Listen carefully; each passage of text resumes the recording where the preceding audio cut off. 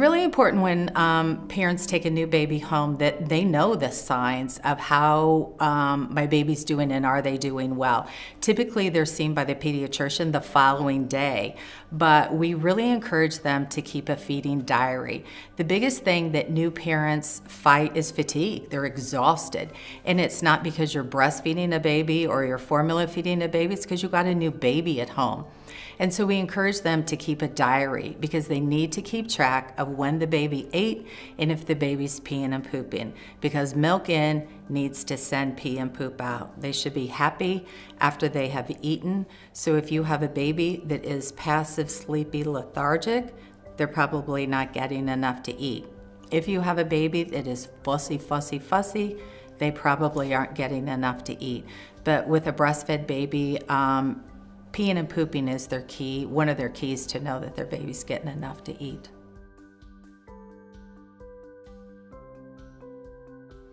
Cluster feeding in a baby is wanting to snack, wanting to graze, eating quite frequently.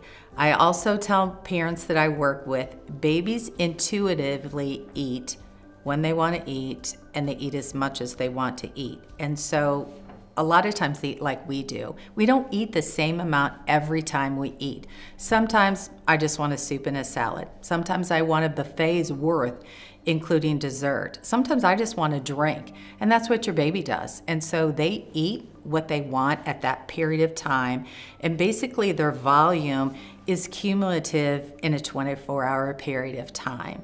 And so sometimes they snack, and sometimes they want a buffet, then they have a nice long nap time.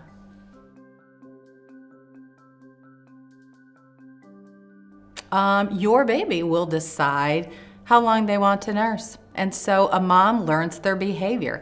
She can tell the difference between I'm hungry, I'm thirsty, I'm with you here, versus I'm loitering. I'm using your breast as a pillow. I love that it's here.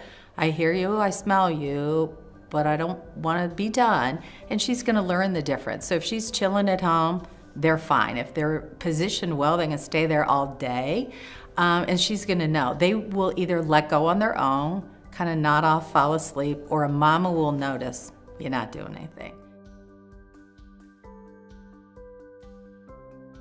Absolutely. I think that, mamas can make those choices. Some parents don't ever want their babies to have a bottle. They wean them from the breast to a cup because they don't want to mess with the bottle. But typically, parents, after breastfeeding is well established, 2 to 4 weeks, they will introduce bottles for a partner to help, a spouse to help participate in the feeding. With breast pumping, typically I want breastfeeding to be well established. When mamas take a brand new baby home, I don't encourage them to pump right away because it's one less thing to do. They're going to be busy enough. If they need to pump, we'll go through the reasons early that she should pump. Early, if the baby, if she's really full and engorged and the baby's having a hard time latching on, she may hand express or pump just a little bit to soften nipple and areola so that the baby could get latched on. Or early, if the baby nurses on one side, does phenomenal, she offers the other side, and they're like, I'm too full, I can't drink anymore. She could pump a little bit to keep the milk flowing. We don't want her to empty it if she's engorged because it just triggers more milk to come. And some moms create an oversupply of milk. Their body thinks they have 2 babies instead of 1 because they're nursing and doing a lot of pumping.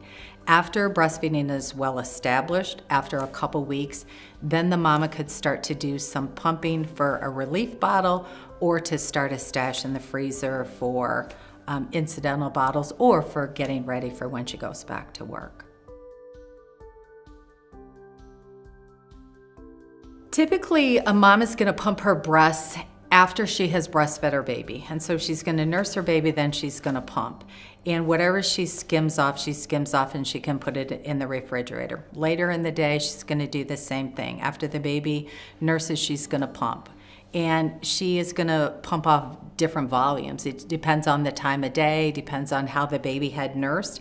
And then once she has milk in the refrigerator that's essentially all the right temperature, then she can combine it into bags to put in the freezer for down the road. A mom's prolactin surges at about 3 in the morning, so she has the biggest volume early in the morning. And so typically I will have her pump after that breastfeeding session because she's going to be able to skim off probably the biggest volume, and then our volume just ebbs and flows throughout the day. She's going to want to freeze it in volumes that she anticipates that the baby's going to take in a bottle. You don't want a freezer full of a half an ounce, ounce and a half, and an ounce. You want essentially like a 3-ounce bottle or a 4-ounce bottle. Most moms store breast milk in breast milk bags. You can use a Ziploc bag if it's a freezer bag. You don't want to use a sandwich bag because when breast milk freezes, it expands. And if you have a sandwich bag, then when you thaw it, if it's cracked the seams, there goes your milk. So most mamas store milk in breast milk bags. Bottles are more expensive, and so you don't want to, and they take up a lot of space. So most moms use breast milk storage bags, and they fill up the bag. You let most of the air out, but not all of it, because the milk's going to expand. And then they lay it flat in the freezer. They label it date, time. They lay it flat in the freezer.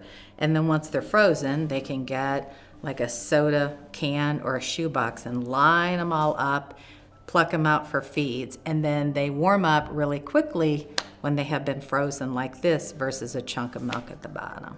And breast milk thaws very readily. They can take it out the night before, put it in the refrigerator, or you can just take a glass or a pan of warm water, stick it in there, distribute, kind of squeeze it or invert it to distribute the fat through the feed, pour it in the bottle, wrist check it, and you're ready to go.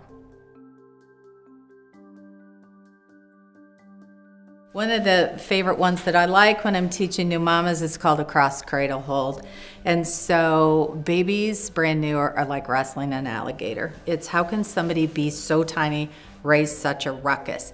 In utero, they have had their hands up here the entire time.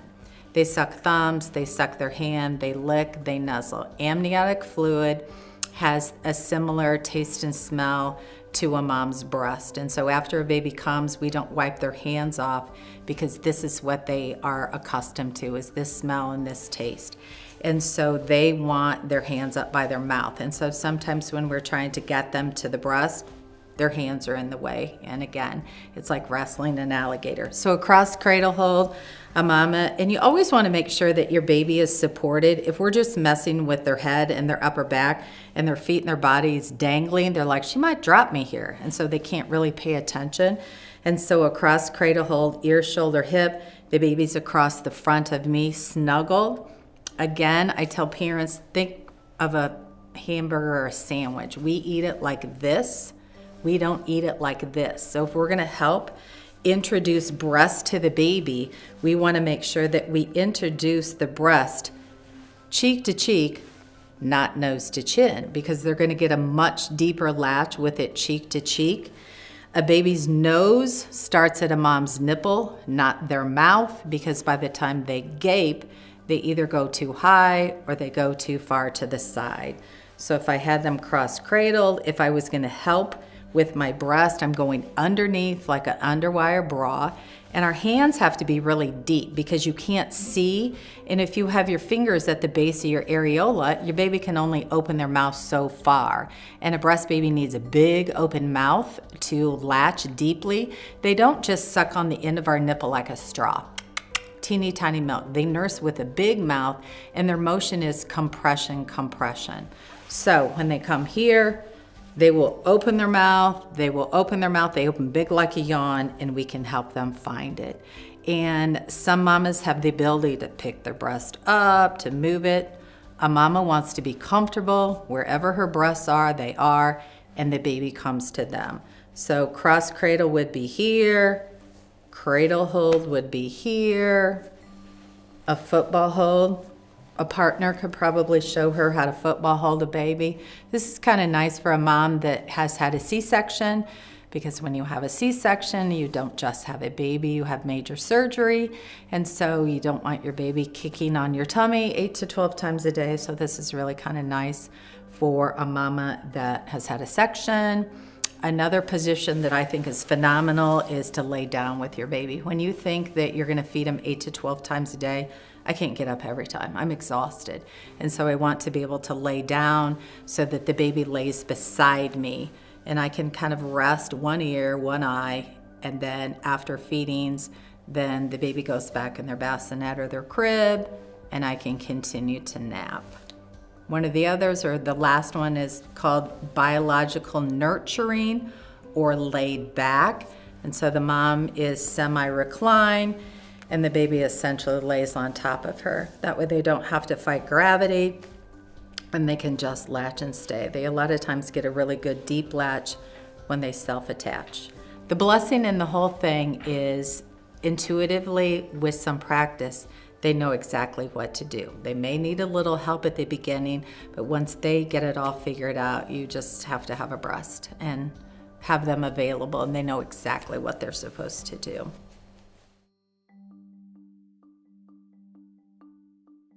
If they're acting hungry and they won't latch, I may reorganize them. I may, see if I need to change a diaper. I may swaddle them. We do a lot of skin to skin because it keeps them awake and alert. But sometimes babies are fussy and they're unorganized and they can't pay attention or they can't focus. And so sometimes with a feed, I may swaddle them with their arms up and put a blanket, because then it organizes them and then they can kind of focus at the business at hand or to get latched on. The other thing that I may do, I may let them suck on a finger. This is something that I teach partners, is to, if mama has fed the baby and they are happy and they are fine, she's gonna take a nap and they are in charge. Swaddling, shushing, sucking organizes and calms babies. So a lot of times a parent with clean hands can stick any of their fingers in the baby's mouth. They will draw it into about the first knuckle up against their palate, and they will suckle and they will organize and they will calm. So as a mom, I may do that, calm them, offer the breast again, or if it's a partner and they are trying to settle and soothe them, that's potentially one of the techniques that they could try.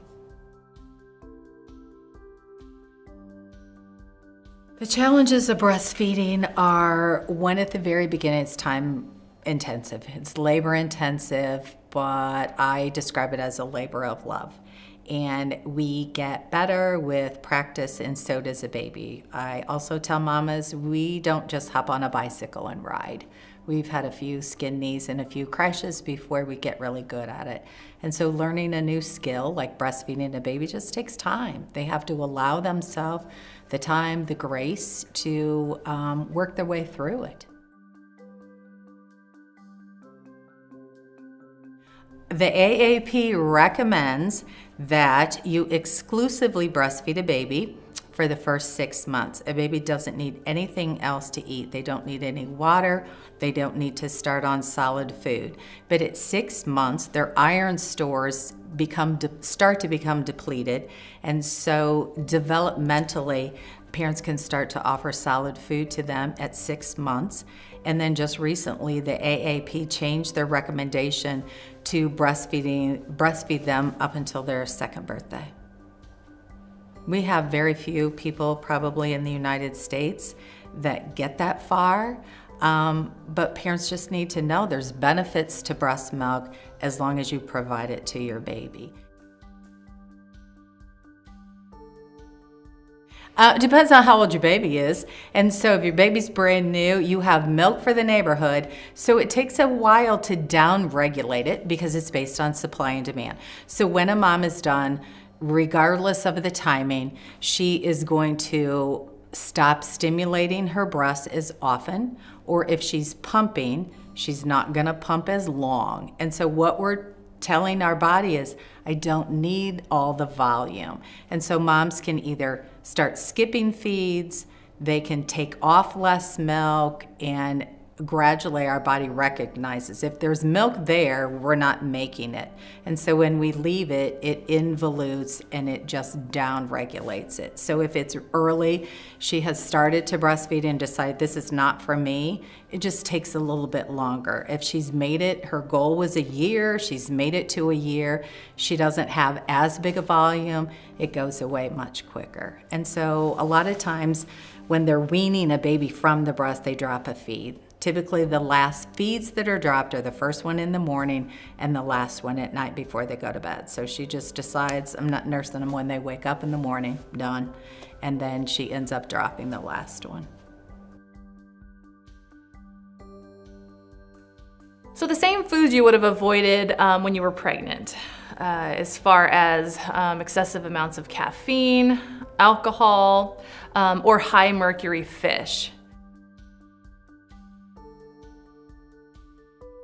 So that's kind of, again, one of those areas where there's not a lot of strong evidence one way or the other. There are indeed some children that have food sensitivities and food allergies, and therefore if their mother's milk contains that protein, then their baby may have fussiness.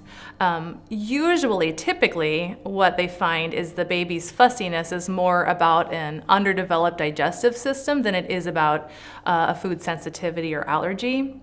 And so before the mom starts cutting things out of her diet unnecessarily, that actually would take away from her own adequate nutrition, she should probably talk to her doctor about whether or not that's needed. And another thing I recommend is that if you suspect that there's a food that's causing fussiness or gas in your baby due to a sensitivity, start keeping a food journal so you can find trends and patterns and see if that happens repetitively. And then that's a good thing to take to your doctor when you have that discussion about your thoughts on the food sensitivity. So there's not a lot of strong evidence for any foods specifically that boost the milk supply. So again, it's more about mom's nutritional adequacy. Studies show that if moms drop below about 1,500 calories, they can actually decrease their milk supply. So it's more about the nutritional adequacy, plenty of fluid, and then it's more about the frequency of the breastfeeding that helps with milk supply, or the on-demand aspect of breastfeeding. So safe way to drink alcohol whenever you're breastfeeding is to wait until your baby's patterns of feeding are established, and that usually happens when the baby's a few months old. So when the baby can go about 2 to 3 hours without having been breastfed, you can try a drink. It's recommended to stick with just one alcoholic beverage or serving of alcohol at a time. Breastfeed the baby right before you drink that alcohol so you can have the longest time period before you would need to breastfeed again. And then, like I said, wait 2 to 3 hours to breastfeed the baby, and that's how you safely do that.